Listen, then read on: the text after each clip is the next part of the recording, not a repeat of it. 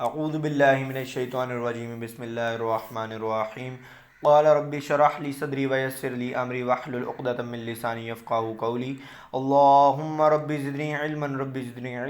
ज़िदनी इल्मा। अस्सलामु अलैकुम बच्चों, तो कैसे हैं आप लोग। उम्मीद करता हूँ तमाम तर बच्चे बखैर व आफ़ियत होंगे। तो जैसा कि आप सब जानते हैं, मैं आपसे माई स्टडी कैम्प के प्लेटफॉर्म से मुखातिब हूँ और जो हमारा टेस्ट सेशन चल रहा है फाइनल स्ट्राइक, जिसके अंदर हमने जो आपको जिन बच्चों का रिकंडक्ट होने जा रहा है एमडी कैट, उनको प्रिपरेशन करवाई जा रही है और उनके टेस्ट लिए जा रहे हैं। तो उसका टेस्ट नंबर बेसिकली 14 है, जिसकी हम डिस्कशन अभी करने जा रहे हैं। उसके अंदर सपोर्ट एंड मूवमेंट है, एल्डिहाइड एंड कीटोन है, and force and motion and work and energy. ये टोटल कितने चैप्टर्स हैं आपके? 4 चैप्टर्स हैं, ठीक है। तो अभी हम इन चारों को डिस्कस करेंगे और मेरी कोशिश होगी कि जो रट्टा बेस्ड क्वेश्चन है उनको छोड़ के आज जल्दी जल्दी डिस्कशन कवर की जाए ताकि आपका टाइम बचे। तो पहला क्वेश्चन है, collagen fibre of bone are harden by the deposition of, तो बेटा calcium and phosphate. It's so simple कि कैल्शियम और फॉस्फेट की डेपोजिशन से बेसिकली हम हार्डन करते हैं। अच्छा, which one of the following is a vascular structure. इनमें से कौन सा ए वेस्कुलर स्ट्रक्चर है? यानी ए वेस्कुलर वो होता है जिसमें ब्लड वेजल्स ना हों। वेजल्स जिसमें यानी कि ब्लड वेजल्स ना हो, उससे हम क्या कहते हैं? A vascular structure. तो वो कौन सा है? कार्टिलेज। कार्टिलेज में ब्लड वेसल्स नहीं होती। अच्छा, next, which one of the following is not present in hind limb. Hind limb कौन से होते हैं? यानी अपर बॉडी के ये जो आर्म है ना, सॉरी हाइंड लोअर होते हैं, ठीक है। 4 अपर होते हैं, हाइंड लोअर होते हैं, यानी लेग वाला पोर्शन। तो उसमें आपके पास फीमर होती है, टिबिया होती है, फिब्यूला होती है, बेसिकली रेडियस नहीं होती। रेडियस आपकी आर्म बोन है, बेसिकली ये अपर यानी कि 4 लिम्ब है ये। How many bones are present in the wrist. तो रेस्ट के अंदर आपके पास बेसिकली 8 होती हैं, ठीक है। 8 रिस्ट बोन्स होती हैं आपके पास। और इनका जॉइंट कौन सा होता है? इस जॉइंट को पढ़ते हैं मल्टी स्टेज जॉइंट, ठीक है। Which one of the following bone are present in the palm of hand. तो पाम में बेसिकली मेटाकार्पल्स होती हैं, ठीक है। बेसिकली जो ये 8 रिस्ट बॉन्स होती हैं ना, हम इनको कार्पल्स पढ़ते हैं, और जो आगे आपके पास होती हैं ये लंबी लंबी जो आपके हथेली बनाती है, इनको हम मेटाकार्पल्स बोलते हैं, ठीक है। How many vertebra are present in the vertebral column of man. तो बेसिकली बेटा 33 वर्टिब्रा होते हैं। ये आपने रट लेना है कि वर्टिब्रा कितने होते हैं? 33। और सर्वाइकल वर्टिब्रा कितने होते हैं? 7, ठीक है। उसके बाद थोरेसिक कितने होते हैं? 12। लंबर कितने होते हैं? 5। और जो होते हैं लोअर सबसे कॉक्सीजियल और सैक्रल, वो टोटल कितने होते हैं? वो मिला के बनते हैं 5 एक होते हैं और 4 एक होते हैं। टोटल कितने हो गए? 9, ठीक है, 9। अब ये टोटल वर्टिब्रा कितने हो गए? 7 plus 12 is equal to 19। 7 plus 12 19, 19 plus 9 5 24, और 24 प्लस 9 इज इक्वल टू 33। तो वर्टिब्रा कितने हुए? 33। और बोन्स कितनी होंगी? 7 बोन ये हैं, 12 ये हैं, 5 ये हैं। ये कितनी होगी? 7, 12 एंड 5। ये कितनी होगी बच्चों? ये हो गई 19 एंड 5 24, और 2 बोन ये हैं, ठीक है। तो टोटल बोन्स कितनी होती है? 26 होती हैं, क्योंकि ये दोनों फ्यूज़ होती हैं। 5 ये भी फ्यूज़ होती हैं और 4 ये भी फ्यूज़ होती हैं, ठीक है। और वर्टिब्रा 33 और बोन्स कितनी? 26। How many vertebra are present in coccyx. तो कॉक्सेक्स में मैं आपको बता चुका हूँ 4 होते हैं, सैक्रम में 5 होते हैं। How many vertebra are present in the neck और सर्वाइकल रीजन बता चुका हूँ, 7 होते हैं, ठीक है। उसके बाद how many vertebra are present in thoracic region बता चुका हूँ, 12 होते हैं। How many vertebra are in sacrum बता चुका हूँ, 5 होते हैं। How many vertebra are present in lumbar region, 5 होते हैं। Which of the following bone are present in the pectoral girdle. Pectoral girdle basically आपका जो ये शोल्डर बनाता है उसको हम कहते हैं। तो उसमें स्कैप्यूला होती है, सुप्रा स्कैप्यूला होती है और क्लेविकल होती है। सुप्रा स्कैप्यूला कोई बॉन नहीं है, वो बस इस उभार को कहते हैं, ये जो बैक साइड पे आता है ना स्कैप्यूला के अंदर। तो स्कैप्यूला और क्लेविकल बेसिकली ये बना रहे होते हैं। क्लेविकल स्कैप्यूला को कनेक्ट करती है स्टर्नम के साथ, ठीक है। A joint form between humerus radius and ulna is called as a freely movable joint. याद रखिएगा क्यों उसको फ्रीली मूवेबल जॉइंट कहते हैं। बेसिकली वो हिंज जॉइंट की बात कर रहा है, और हिंज जॉइंट टाइप है फ्रीली मूवेबल जॉइंट की। The joint between the parietal bone which is in fact immovable one is an example of fibrous joint।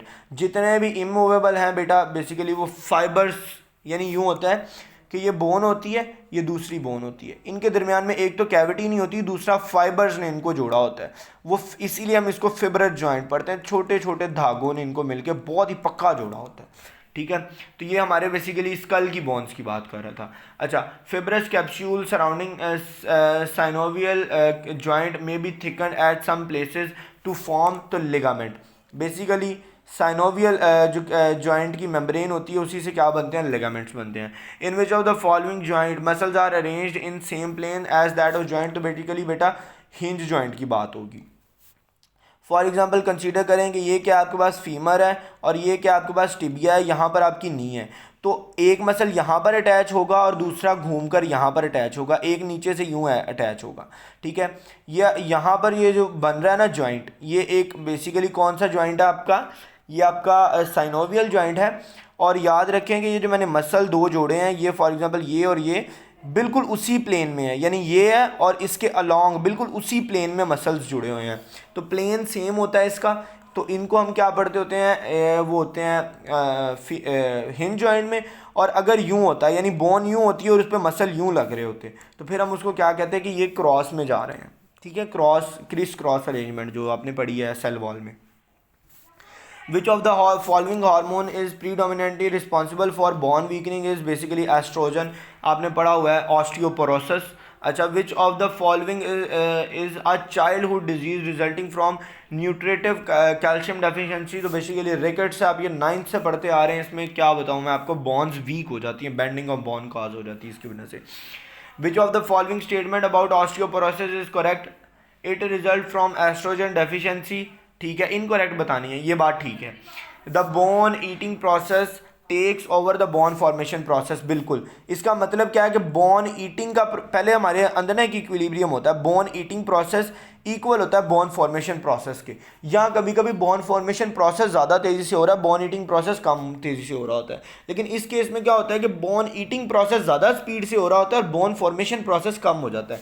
तो ये लाइन है, इसका मतलब है there is reduction of bone mass and change in chemical composition of the matrix. बेटा ना तो chemical composition of matrix change हो रहा होता है, ना ही बोन का मैस चेंज हो रहा होता है, ठीक है। तो ये आएगा it is common in old age, ये भी ठीक है। अच्छा, which of the following statement about fracture in old age is incorrect.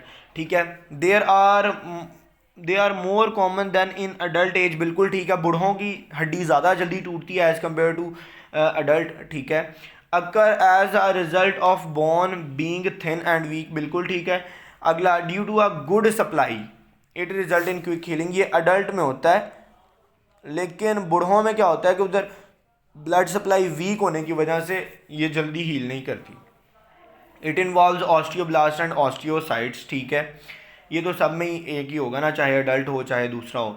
अच्छा, if two ends of fractured bone are opened and kept united via screw and wire. तो बेटा अगर आप ऑपरेशन करके उसको स्क्रू और वायर से दो, यानी ये हड्डी टूट गई है, अब आप इनको इकट्ठा जोड़ते हैं और दरमियान में क्या लगाते हैं, पिन्स लगाते हैं, स्क्रूज लगाते हैं, वायर्स लगाते हैं।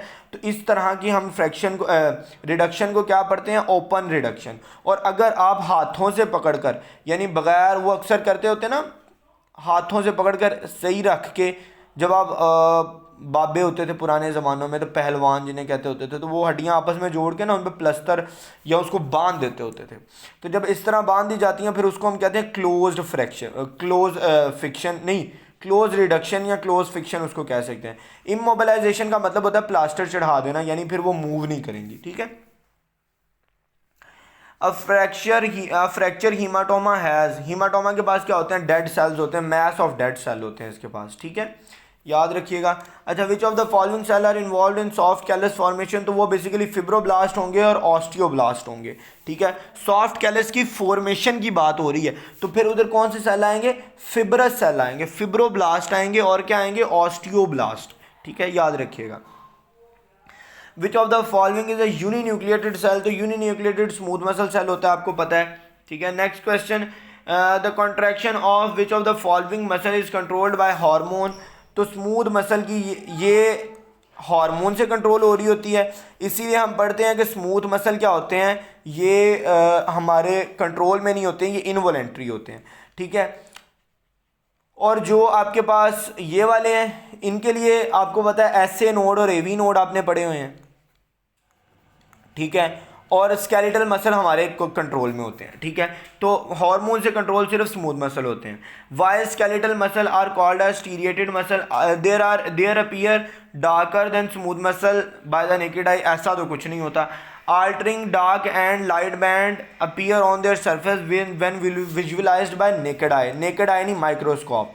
बात ठीक है, लेकिन विजुअल सिर्फ होते हैं माइक्रोस्कोप के अंदर, तो इसीलिए चार्ली आएगा।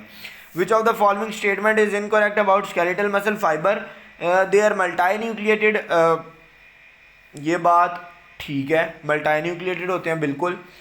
There are 10 to 100 micrometre in diameter and surrounded by sarcolemma, ठीक है। They contain oxygen storing molecule called haemoglobin, no बच्चों, इनके पास हीमोग्लोबिन नहीं होता, बल्कि क्या होता है, मायोग्लोबिन। इनके अंदर जो ऑक्सीजन स्टोर कर रहा होता है वो क्या होता है, मायोग्लोबिन होता है, ना कि हीमोग्लोबिन। याद रखिएगा बच्चों, ठीक है, इसको आपने मिक्स नहीं करना।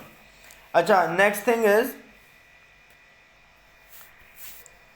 यहाँ पर माइक्रोमीटर आप लिख लीजिए, यहाँ पर वैसे वो उसने डाला हुआ है, वो क्या होता है, क्वेश्चन मार्क, तो उसको इग्नोर कर दीजिए। अच्छा, the smallest contractile unit of muscle, ठीक है, is called sarcomere, is the area between two Z line. What is this, एक second, area between two Z line बच्चों आएगा, किसके दरमियान में होता है एरिया, ये टू जी लाइन के दरमियान में, ठीक है। Next, a diameter of thick filament is, thick filament का डायमीटर 16 नैनोमीटर होता है। रट्टे वाला ही क्वेश्चन है ये भी तकरीबन, ठीक है, आप इसको ऐसे ही याद करिएगा कि थिक फिलामेंट का डायमीटर कितना होता है, 16 nanometre. The most important function of troponin, तो ट्रोपोनिन बाइंड विद एक्टिन, ठीक है, टू बाइंड विद ट्रोपोमायोसिन, ठीक है, to bind with calcium ion, ठीक है। मैंने आपको ये बात वैसे बताई है, शायद ये शायद क्लियर नहीं की हुई मैंने कभी। बेसिकली होता क्या है कि ये एक्टिन है, एक्टिन मॉलिक्यूल है, फॉर एग्जांपल एक्टिन चेन है, इनके दरमियान में ये बाइंडिंग साइट है, यहाँ से वो मायोसिन के साथ जुड़ेंगे। लेकिन क्या होता है, इसके ऊपर एक और चेन होती है, बेसिकली ये क्या है, ट्रोपोमायोसिन, और यहाँ पर लगा हुआ है ट्रोपोनिन, ठीक है। ट्रोपोनिन के पास 3 पॉलीपेप्टाइड है, एक एक्टिन के साथ जुड़ी है, एक ट्रोपोमायोसिन के साथ, और एक कैल्शियम के साथ जुड़ेगी। जब ये कैल्शियम के साथ जुड़ेगी, ये डिस्प्लेस होगी, ट्रोपोमायोसिन को हटा देगी, सारी की सारी एक्टिव साइट क्या हो जाएंगी, एक्सपोज हो जाएंगी, और मायोसिन का हेड इसके साथ जुड़ सकेगा, इसलिए क्या आएगा, all of these. If a cross section of cross sarcomere is seen, each myosin is surrounded by how many actin molecules, तो each myosin is surrounded by 6 actin molecule। ये देखें ऐसे होता है, एंड इस तरह इसके गिर्द 6 एक्टिन के मॉलिक्यूल मौजूद होते हैं। और एक एक्टिन के गिर्द कितने होते हैं, एक एक्टिन के गिर्द 3 मायोसिन होते हैं, ठीक है, देख लीजिए। अच्छा, next, what happen during muscle contraction to the length of each myosin and actin filament, Z line get closer, yes, ये होता है। ए बैंड बिकम शॉर्टर, ऐसा नहीं होता, ए बैंड की लेंथ नहीं चेंज होती। आई बैंड इनलोंगेट्स, नहीं, वो शॉर्टर होता है। There is no change in sarcomere, ऐसा भी नहीं होता, इसलिए अल्फा आया। Which of the following step occur immediately after binding of calcium with troponin molecule during muscle contraction, tropomyosin get removed from the binding site. अभी करवा के हटा हूँ। रिगर मॉर्टिस, रिगर मॉर्टिस में क्या होता है कि बॉडी स्टिफ हो जाती है आफ्टर डेथ, तो इसकी वजह क्या होती है कि डेफिशिएंसी ऑफ एटीपी या unavailability of ATP which is necessary. ATP चाहिए किस लिए होता है, जो क्रॉस ब्रिज मैंने ऊपर बनवाया ना मायोसिन का और एक्टिन का, उसको तोड़ने के लिए एटीपी चाहिए होता है, आपको पता है। अच्छा, which of the following statement about fatigue is correct, the major event is in it is combination of lactic acid, बिल्कुल ठीक है, क्योंकि इसके अंदर क्या होती है, फर्मेंटेशन हो रही होती है, यानी एनारोबिक रेस्पिरेशन हो रही होती है, फर्मेंटेशन नहीं कहेंगे उसको, एनारोबिक रेस्पिरेशन कहेंगे। Lactic acid combination turns the pH into the acidic range, बिल्कुल ठीक है। लीडिंग टू मसल एक, बिल्कुल ठीक है, मसल में दर्द होता है। द आयनिक बैलेंस में आल्सो भी डिस्कॉजेज इट, तो लैक्टिक एसिड इम्बैलेंस हो कर देता है आयनिक डिस्ट्रीब्यूशन को, तो बेसिकली ऑल ऑफ दीज आएगा। Tetani is caused by hypocalcaemia, calcium की कमी की वजह से क्या होता है, टेटनी होती है। अच्छा, which one of the following is an example of non elastic connective tissue, तो tendon is a non elastic, जो लिगामेंट है वो इलास्टिक कनेक्टिव टिश्यू है, ठीक है, ये रिजिड है, नॉन इलास्टिक है, ठीक है। Which of the following muscle is an antagonistic to bicep, bicep के एंटागोनिस्टिक कौन सा होता है, ट्राइसेप, बचपन से पढ़ते आ रहे हैं। इंजर्शन ऑफ बाइसेप इज ऑन, इंजर्शन क्या होता है, वो पॉइंट ठीक है, वो पॉइंट जो मसल का वो एंड जो किसी मूवेबल बोन के साथ अटैच हो। तो मसल में जब हम ये बाइसेप को हिलाते हैं तो हमारी एल्बो वाली बोन हिलती है। एल्बो यानी ये हमारी ये जो आर्म है रेडियस या अल्ना हिलती है, हमारे ऊपर से शोल्डर बोन नहीं हिलती। इसीलिए इसका जो होता है ना ओरिजिन वो ह्यूमरस पे होता है और इंजर्शन रेडियस पे होता है। ठीक है, next is chemistry. Which of the following substance produces acetaldehyde on dry distillation. तो बोथ ए एंड बी आपने ये रिएक्शन पढ़ा हुआ है, जब इसकी ड्राई डिस्टिलेशन की जाती है तो दोनों के दोनों एसिटाल्डिहाइड देते हैं। अब मैं रिएक्शन नहीं करूँगा क्योंकि लेंथी हो जाएगा। ठीक है, आप लोग बुक से रिएक्शन देख लीजिएगा। अगर किसी बच्चे को ना मिले या ना समझ आए तो वो मेरे से पर्सनली पूछ सकता है। ठीक है, next question is basically which of the following has highest boiling point. तो हाईएस्ट बॉइलिंग पॉइंट किसका होगा?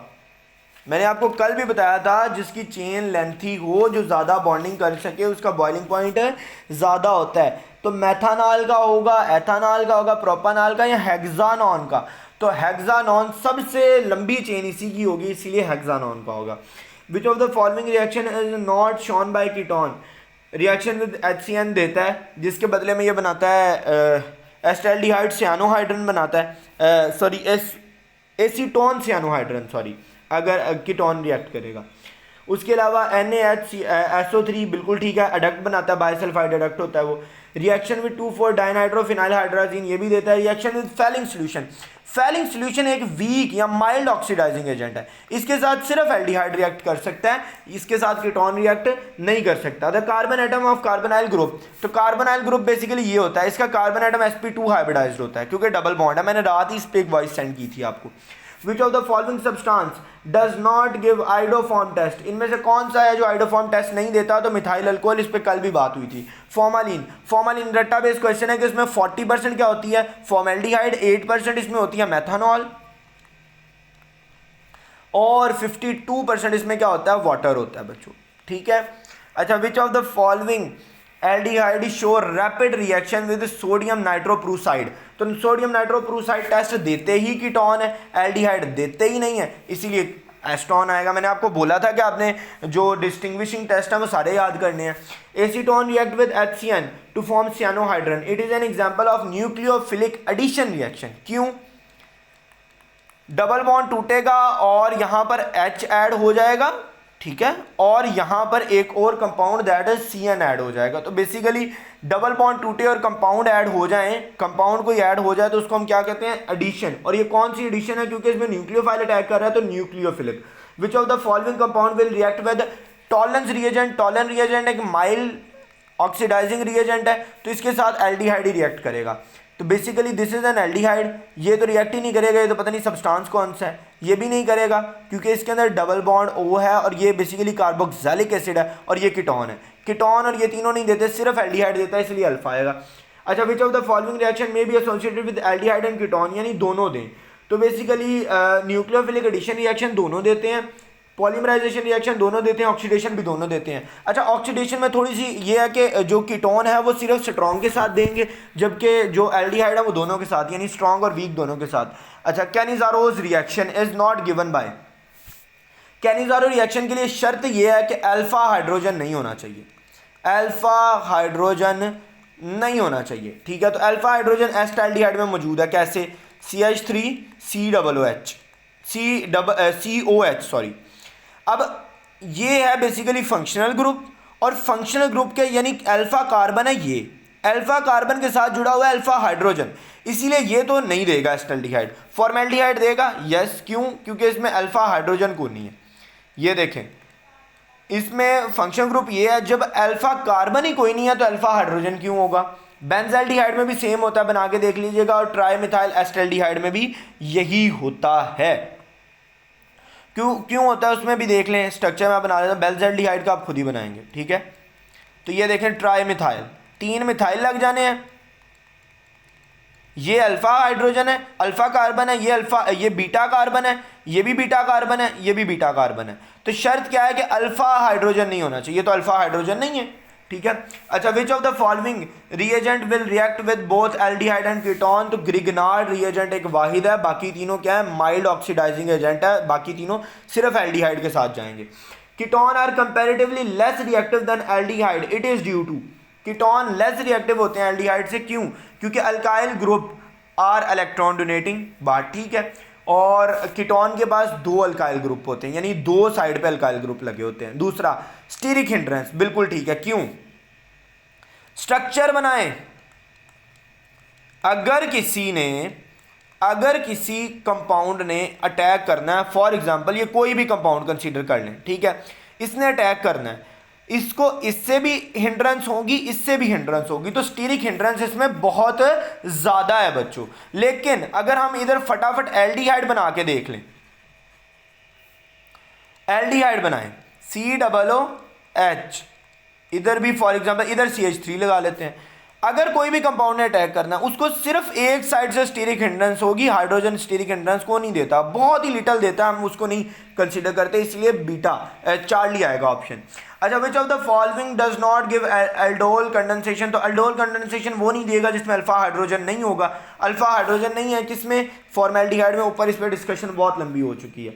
अच्छा, which of the following is not a use of formaldehyde. तो फॉर्मेल्डिहाइड सिल्वर मिररिंग में यूज होता है, जब टॉलन रिएजेंट के साथ रिएक्ट करता है तो सिल्वर मिरर बना देता है, इसलिए अल्फा तो ठीक है। दूसरा, इन मेकिंग मेडिसिन यूरोट्रोपिन, ठीक है, बेसिकली एक यूरिनरी एंटीसेप्टिक है और बिल्कुल इससे बनती है, ये यूरिनरी एंटीसेप्टिक और इससे बनती है। लोजेंजन, बिल्कुल ठीक है। फॉर्मामिंट यूज होता है, फॉर्मामिंट बनाया जाता है जो कि एज अ लोजेंजन यूज होता है। और बेसिकली फॉर्मामिंट क्या होता है? फॉर्मेल्डिहाइड,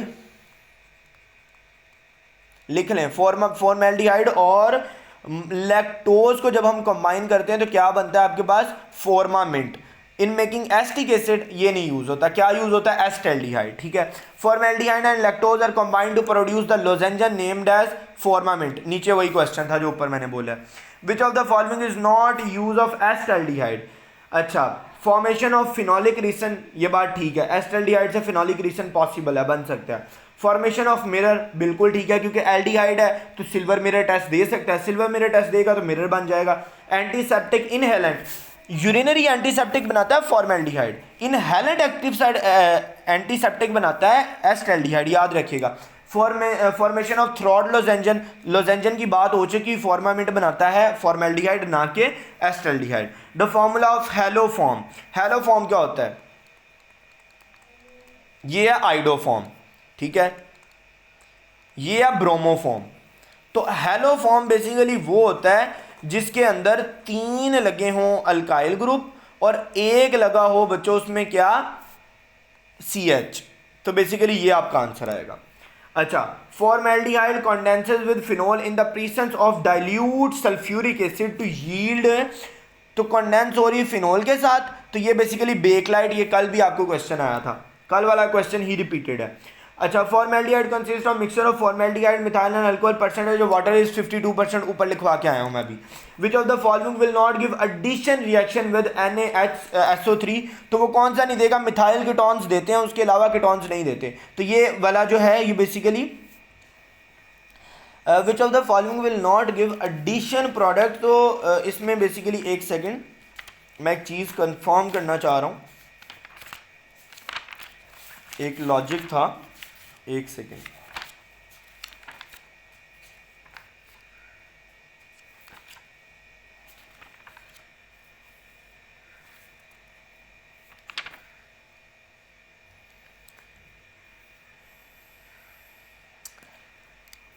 यहां पर क्वेश्चन में थोड़ा सा आई थिंक सो रद्दो बदल होना चाहिए।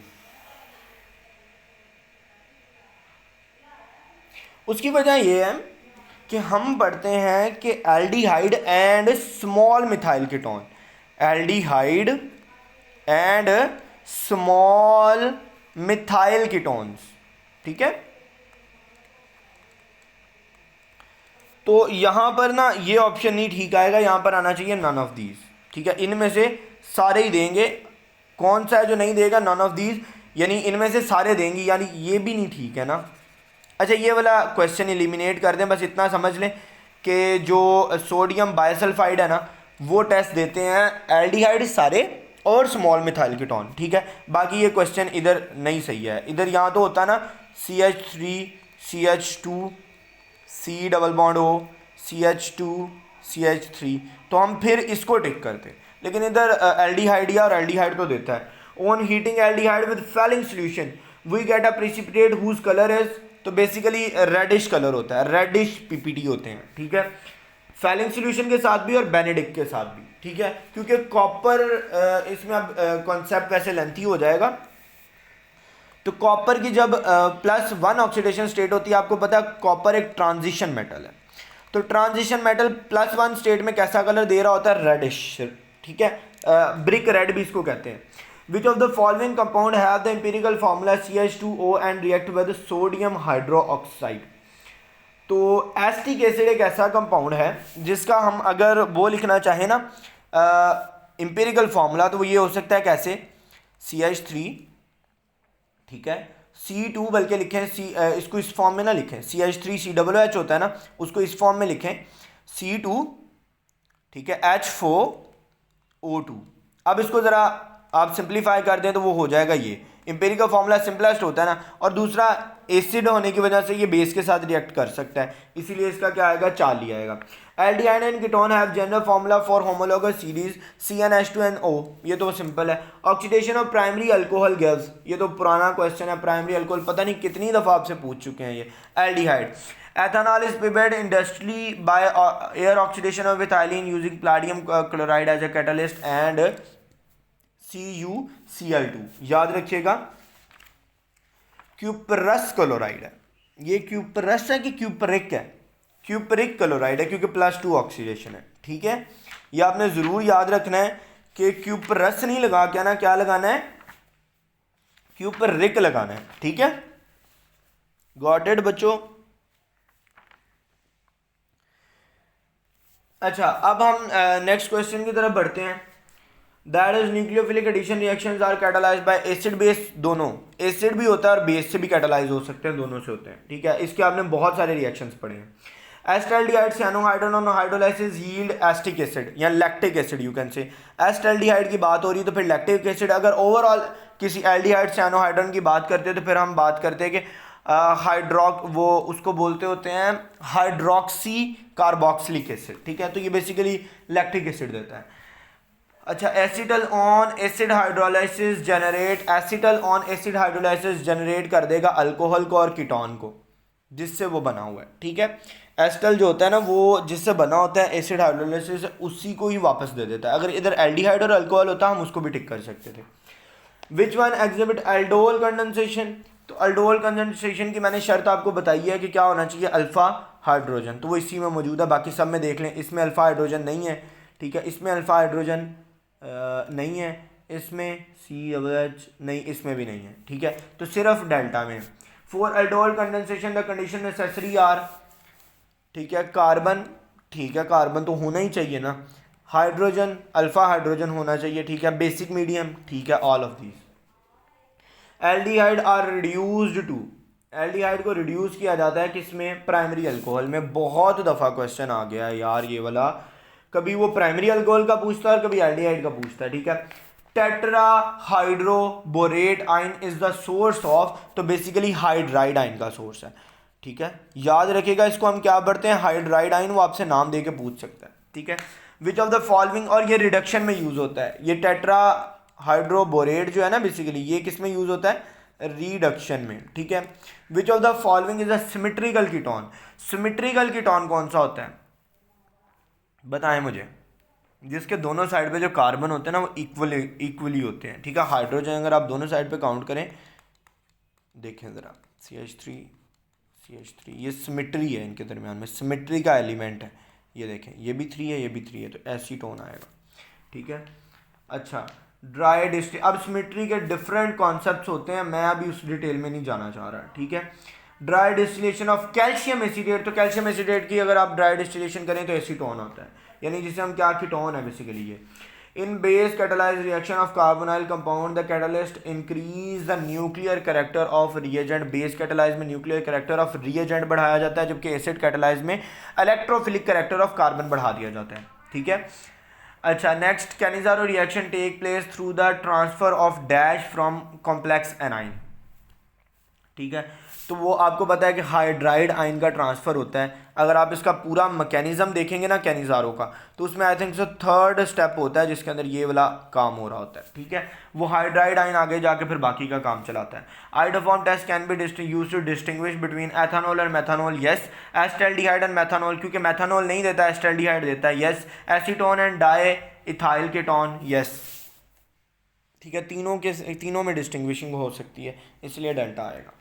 अगर आपको तीसरे का कंफर्म नहीं भी है ना, अगर पहले दो हैं तो फिर तो 100% आंसर ऑल ऑफ दीज ही आएगा। ठीक है, नेक्स्ट इज, अच्छा बच्चों अब जो नेक्स्ट टेस्ट सेशन हमारा स्टार्ट होना है ना, उसके अंदर चूंकि अब चैप्टर वाइज नहीं होना, पोर्शन वाइज होना है, फिर फ़ायदा नहीं है हम इसी तरह रोज़ाना छोटे छोटे एमसीक्यूज़ को भी डिस्कस करेंगे। आप लोग हमें वो एमसीक्यू दिया करेंगे जो आपको नहीं आते, और फिर हम उसकी एक ही डिटेल्ड लेक्चर बनाया करेंगे, ताकि आप लोगों का भी टाइम बचे, आप लोगों को कम सर खपाना पड़े, और फिर हम लोग भी जो एमसीक्यू आपको नहीं आते सिर्फ वो समझाएं। वैसे तो मेरा आज दिल यही था कि मैं इसको भी वैसे ही करूं, चूँकि फिज़िक्स का अभी जो अगले 2 दिन है इसमें बहुत थोड़ा थोड़ा पोर्शन है, थोड़ा थोड़ा यानी 2 चैप्टर अब आपकी रिवीजन स्टार्ट होनी है दोबारा से ज़ीरो से। ठीक है, तो इसीलिए मैंने फिज़िक्स का एक बहुत छोटा सा पोर्शन ऐड किया ताकि हम बाकियों को तो कंप्लीट करें ना पहले। Swimming is possible on the account of, तो बेसिकली मैंने आपको पहले भी बताई हुई है ये बात कि आप फोर्स वाटर पे पीछे को लगाते हैं, फोर्स आप पीछे को लगाते हैं और रिएक्शन आपको आगे को लगता है, एफ प्राइम आपको आगे को लगती है और आप आगे को मूव कर जाते हैं, तो थर्ड लॉ। ठीक है, if the momentum of the body changes from, momentum of body change कर रहा है तो चेंज इन मोमेंटम लिख लें फटाफट। फाइनल ये है 200 माइनस 100, कितना आंसर आया चेंज इन मोमेंटम का? 100 न्यूटन सेकेंड, और टाइम कितना उसने दे दिया है, टाइम इज 10 सेकेंड।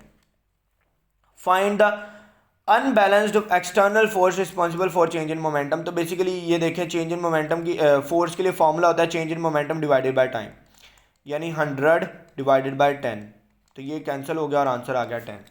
अच्छा, velocity and acceleration are in the same direction when velocity of the car is increasing on the straight road. ठीक है, आपको पता है कि अगर बॉडी आगे को जा रही है और वेलोसिटी उसकी क्या कर रही है, वेलोसिटी इंक्रीज कर रही है, तो एक्सेलरेशन तो फिर प्रोड्यूस हो गया, लेकिन चूंकि बॉडी भी उसी तरफ मूव कर रही है और चेंज इन वेलोसिटी भी उसी तरफ है, तो ओवरऑल एक्सेलरेशन क्या हो गया, पॉजिटिव और सेम डायरेक्शन में। लेकिन अगर इधर आ जाता कि एट 180 डिग्री या एंटी पैरेलल, तो फिर 180 डिग्री या एंटी पैरेलल तो हम क्या देते हैं, velocity of body is decreasing on a straight rod, body की वेलोसिटी क्या कर रही है, डिक्रीज कर रही है। ठीक है, जब डिक्रीज करती है तो फिर एक्सेलरेशन इस तरफ होता है और वेलोसिटी इस तरफ होती है। ठीक है, when the average velocity of a moving body is equal to its instantaneous velocity then it is moving with uniform velocity। आपको बताया हुआ है मैंने पहले भी कि एवरेज वेलोसिटी और इंस्टेंटेनियस वेलोसिटी इक्वल कब होती हैं, जब बॉडी की स्पीड ओवरऑल ही यूनिफॉर्म हो। ठीक है, सेम स्पीड से मूव कर रही हो। अच्छा, नेक्स्ट क्वेश्चन इज कि to a person going east in a car, यानी किस तरफ जा रहा है वो, मूव किस तरफ कर रहा है बच्चों, ईस्ट की जानिब मूव कर रहा है। ठीक है, विद अ वेलोसिटी 10 मीटर पर second a train appear to move toward north. अच्छा बच्चों, ये वाला जो क्वेश्चन है ना, इस पे बेसिकली रिलेटिव वेलोसिटी वाला कॉन्सेप्ट लगता है। ठीक है, अब ये इसका सोल्यूशन काफ़ी लेंथी है तो मैं इसीलिए नहीं करवाऊंगा।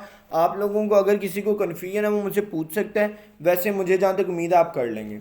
अगला next is the ratio of range to height at angle 45 s. तो वो कह रहा है कि रेंज टू हाइट का आपने क्या बताना है, रेशियो बताना है, कब, जब एंगल क्या है आपके पास 45 है, यानी क्या है 45 है। ठीक है, रेंज का फॉर्मूला क्या होता है, R is equal to V I square sine 2 theta over G. ठीक है, अच्छा और आप लिख लें इधर साइन 2 थीटा 45 साइन 190, आर की वैल्यू आ गई maximum, that is V I square over G. अच्छा अगला क्या है, हाइट का। तो हाइट का फॉर्मूला क्या होता है, जल्दी जल्दी बोलें, हाइट का फॉर्मूला क्या होता है, V I square sine square theta over 2 G. ठीक है, अच्छा अब आप देख लें कि साइन 45 कितना होता है, 1/√2। ठीक है, साइन 45 कितना होता है, 1/√2, और √2 का स्केयर ले लेंगे तो क्या रह जाएगा 1/2। तो ओवरऑल इधर क्या आंसर आ जाएगा, vi² ओवर 4g। ठीक है, अब आपने क्या करना है, रेशियो लेनी है range to height, range over height, वो क्या होगी vi² over g over vi² over 2g या 4g, सॉरी। ठीक है, vi² ओवर 4g। इसको मैं थोड़ा सा इधर से क्लियर करके ऊपर लिखता हूँ ताकि समझ आए आप लोगों को हो क्या रहा है यहाँ पर। तो लिखें r over h vi² over g over vi² over 4g। g से g कैंसिल, vi² से vi कैंसिल, तो r ओवर h क्या निकला है आपके पास 1/4। Answer is 1/4।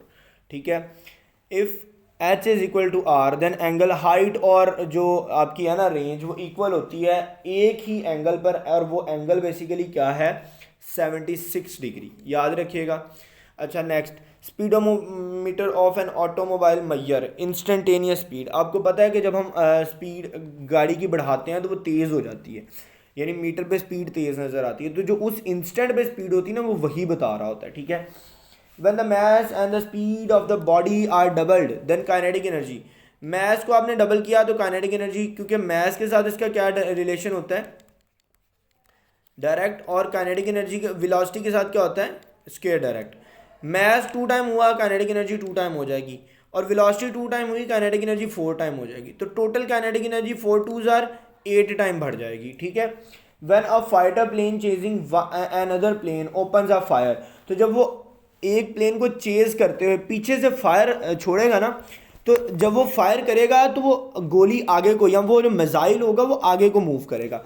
ठीक है, फॉर एग्जांपल ये आगे वाला एरोप्लेन है, ये पीछे वाला, जब ये फेंकेगा तो इसका जो मिसाइल है वो आगे की तरफ मूव करेगा। जब वो आगे की तरफ मूव करेगा तो एज अ रिकॉइल, या यूँ कह लें मोमेंटम को कंजर्व करने के लिए जहाज़ पीछे को थोड़ा सा झटका लगेगा, लेकिन जहाज़ की स्पीड बहुत ज़्यादा होगी, वो उसको ओवरकम करेगा, as a result of which speed decrease हो जाएगी। अच्छा, at the highest point on the trajectory of a projectile, एक प्रोजेक्टाइल की ट्रेजेक्ट्री के हाईएस्ट पॉइंट पर its kinetic energy is minimum. क्यों? काइनेटिक एनर्जी v का स्क्वायर होता है। ठीक है, और आपको पता है कि हाईएस्ट पॉइंट पर वेलोसिटी क्या होती है मिनिमम होती है, तो इट्स सो सिंपल कि वो काइनेटिक एनर्जी क्या होगी minimum. If air is considered then maximum height achieve by the projectile decreases, क्योंकि जब हम हाइट की बात कर रहे होते हैं तो हम कह रहे होते हैं कि जो एयर है उसको क्या कर दिया हमने, फ्रिक्शन को निगलेक्ट कर दिया, लेकिन अगर हम उसको कंसीडर कर लें तो हमारी एक्सपेक्टेड वैल्यू से हाइट कम हो जाएगी फ्रिक्शन की वजह से। If the velocity time graph is a straight line parallel to the time axis then the body is at rest. भी हो सकता नहीं, रेस्ट नहीं बल्कि मूविंग विद जीरो एक्सेलरेशन, ये भी ठीक है, मूविंग विद कांस्टेंट वेलोसिटी, ये भी ठीक है, और covering equal displacement in equal interval of time. तो बेसिकली ये लास्ट वाली लाइन तो बेसिकली कांस्टेंट वेलोसिटी की डेफिनेशन है, और वेलोसिटी कांस्टेंट होता है एक्सेलरेशन जीरो होता है, इसलिए all of these. Two masses 1 gram and 4 gram moving with equal kinetic energies, kinetic energy equal है, the ratio of their magnitude of their linear momentum is. तो basically बच्चों याद रखें कि काइनेटिक एनर्जी का मोमेंटम के साथ कैसा रिलेशन होता है, जल्दी जल्दी लिखें, बताएं मुझे। मैंने लास्ट भी जब आपको इस पे लेक्चर दिया था तो मैंने आपको बताया था कि काइनेटिक एनर्जी का और मोमेंटम का कैसा रिलेशन होता है, जल्दी बताएं मुझे। तो बच्चा अंडर रूट होता है, या अगर इसके साथ देखेंगे तो वो स्क्वायर के साथ होता है, अगर मोमेंटम के साथ देखेंगे तो काइनेटिक एनर्जी के अंडर रूट होता है। अगर काइनेटिक एनर्जी का ओवरऑल रेशियो निकलती है 1/4, क्योंकि ये देखें हम मैस देखेंगे, ठीक है, मैस की बात करते हैं क्योंकि वेलोसिटीज तो सेम है। ठीक है, अगर मैस की बात करते हैं तो अंडर रूट 1/4 आएगा, और मोमेंटम निकालना है 1/√2 कर लें। ठीक है, ये कॉन्सेप्ट लग सकता है, नहीं तो फिर आप इसको पूरा सॉल्व करें, अगर आप पूरा कर सकते हैं तो आप इसको पूरा करें। ठीक है, टाइम के हिसाब से देख लीजिएगा, वो इस रिलेशन से भी हो सकता है, लेकिन ये इतना अथेंटिक नहीं है, आप पूरा करें वो ज़्यादा अच्छा रहेगा। ये करना चाहें तो ये भी आपकी चॉइस है। If both mass and velocity is doubled kinetic energy would be 8 times. ये ऊपर हो तो चुका है, दोबारा क्यों दे दिया है।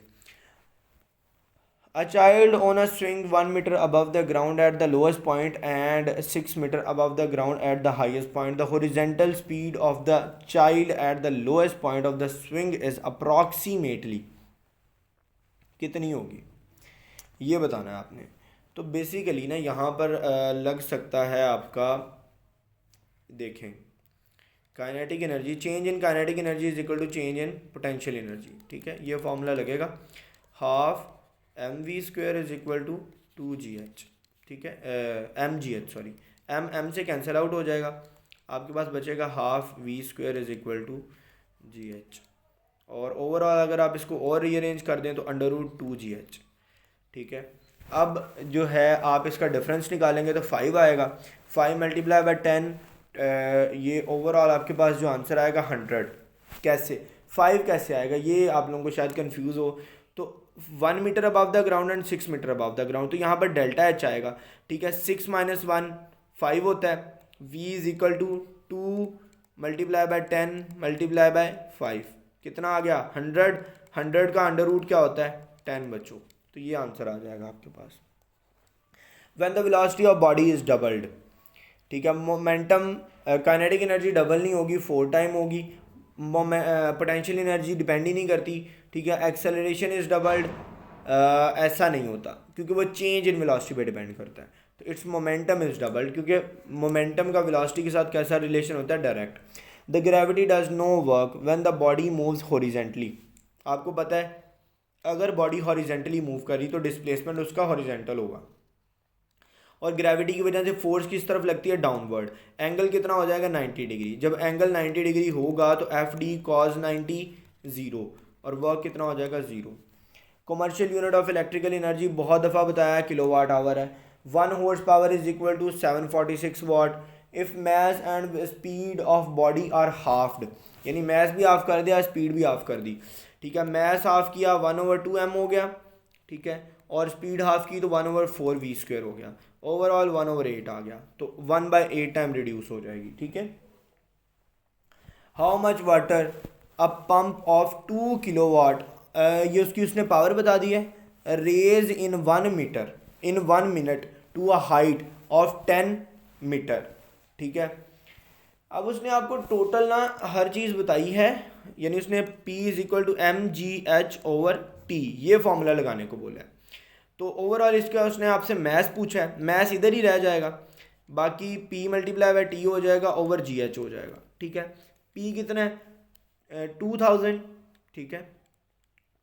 टाइम कितना है 60, 1 मिनट 60 होता है, ठीक है। हाइट कितनी है 10 × 10, ठीक है। ओवरऑल कटिंग कर लें, ये एक कट गया और ये दूसरा कट गया, 20 × 60 कितना आता है बच्चों, कर लें जल्दी जल्दी, 0 0, ठीक है, एंड क्रॉस 0 1200, तो 1200 किलोग्राम आएगा, और 1 kilogram is approximately equal to 1 litre, not 100% but approximately, तो 1200 litre. A body moves a distance of 10 meter along a straight line under the action of force 5 Newton.